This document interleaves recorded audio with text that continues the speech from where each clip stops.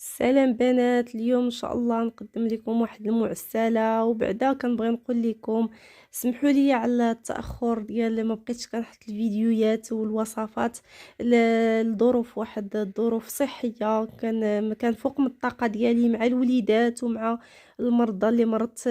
فما بقيتش كنحط. اليوم ان شاء الله رجعت لكم ونتمنى نبقى نحط ونبقى نلتزم معكم.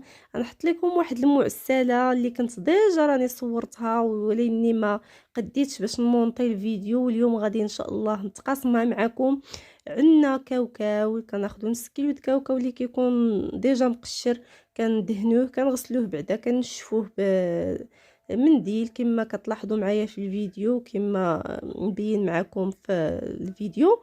وكندهنوه بواحد 2 معالق الزيت اولا معلقه، يعني على حساب الاختيار ديالكم. وكندخلوه للفران باش يتحمر، يعني النار تكون متوسطه.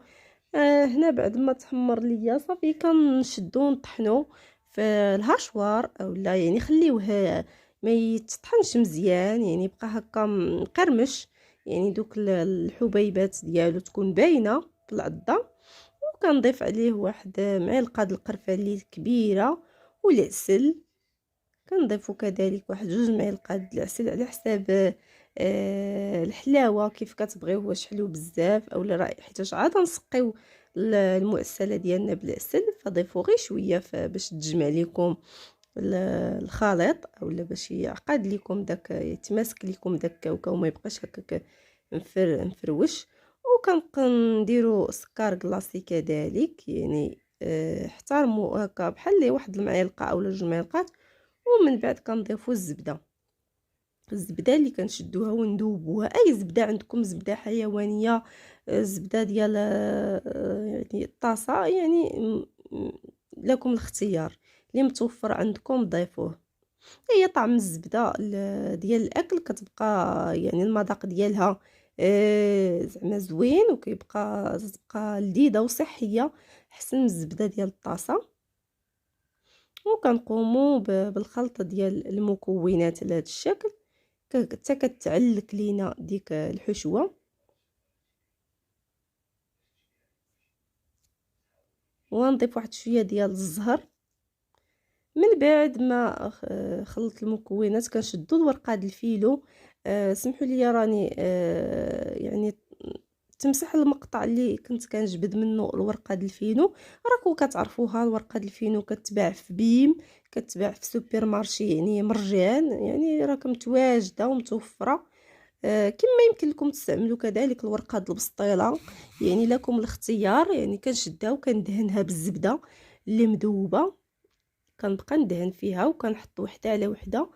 انا هنايا درت الاولى وحطيت الثانيه، دابا غنضيف الثالثه على يعني في كل مرحله كندهنوا بالزبده باش كتجينا مورقه ومقرمشه. كنضيف الثالثه كذلك وغادي ندهنها مزيان بالزبده.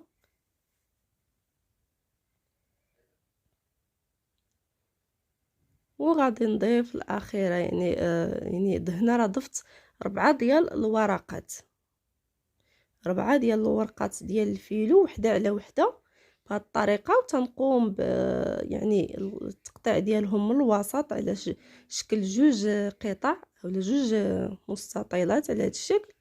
وكنعمروا الحشوه ديالنا مزيان هكا، كنخلي واحد شويه في الجوانب اللي ما واصلاش الحشوه باش هكا ما يخرجش لينا من الجوانب. كنقوموا بالتوزيع ديالو جيدا على هذه الطريقه، وكنقوموا يعني باللف ديالو على هذه الطريقه.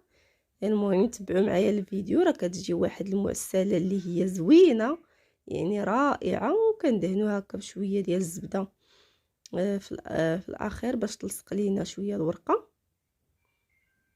الا كان شي هذا كنحيدوه صافي. كنقوموا يعني على هذا الشكل. وغادي نضيف كذلك في الطرف الاخر الحشوه ديالنا بنفس الطريقه، يعني كنوزعوا الحشوه في المستطيل الاخر وغادي نلفوه بنفس الطريقه.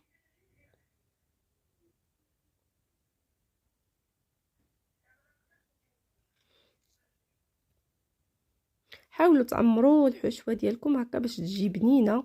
يعني كتجي يعني واخا تكون الورقه ديالكم يعني تقطعت لكم شي جانب ولا هذا، ما تخافوش، راه يعني كتكون شاده راسها. ضرقوا داك العيب يعني كتدخلوه لداخل ولا هذا، ما تخافوش. هما حاولوا معها دغيا كتقطع، يعني من تكونوا كتجبدوها حاولوا معها غير بشويه عليها باش ما تقطعش ليكم. وهنا كناخذ السكين وكنقوم يعني بالتقطيع ديال داك الجانب الخاوي، كنلوحوه ومن بعد كنقوموا بتقطيع يعني الورقه ديالنا اولا المعسله ديالنا بهذه الطريقه على واحد شكل اصبع. يعني نفس القياس، حاولوا تحزروا نفس القياس هكا باش تجيكم مقاده. وكنقطع بواحد الموس اللي يكون ماضي، وكنكمل نفس الطريقه، يعني حتى كنكمل كاع يعني المعجنه ديالنا اولا المعسله ديالنا.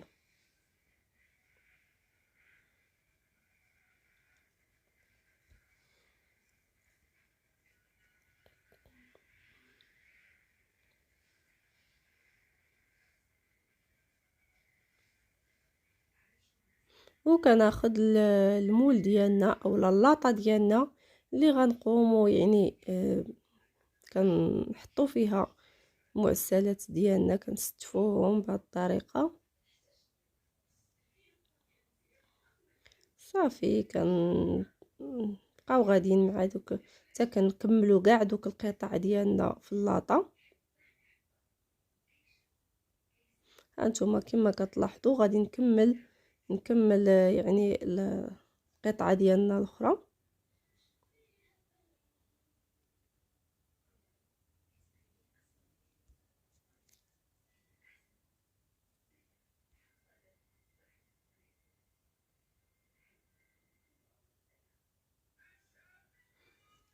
انا هنا ما حاولتش نقطع معكم الفيديو باش اللي ما يعني ما فهمش اولا هكا باش يستافد اكثر وتوضح لكم الامور، واخا راه الفيديو يعني تيشرح كل شيء.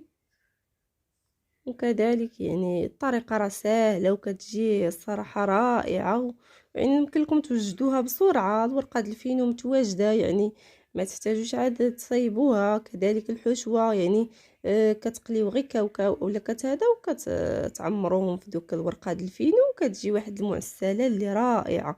يعني صافي وكتدهنوها من الفوق بالزبده هكا باش تقرمش ليكم. كدهنوها بالزبده. انا هنا بعد ما ستفت كاع القطع ديالي كندهن بالزبده مزيان اللي ذوبت. صافي يعني تنحاول نقيسهم كاملين بديك الزبده.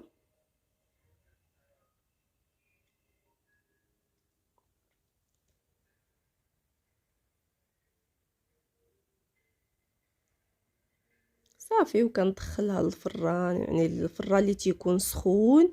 من كندخلها كنقص عليه وكنخليها تقرمش مزيان. طبعا على خاطرها هنايا كندوز نوجد يعني العسل اللي غنسقيه بها، عسل اللي ديجا وجدت معكم في القناه. رجعوا راه غتلقاو الوصفه. انا خديت منه واحد الكميه وزدت عليه الزهر، يعني واحد ربع كاس اولا نصف كاس على حساب المقياس ديالكم، على حساب كيف كتبغيوها، واش يعني عامره بالعسل اولا غير شويه. المهم وكنقبط كنسقي دوك المعسلات اللي تيكون يلاه جبدتهم من الفرن.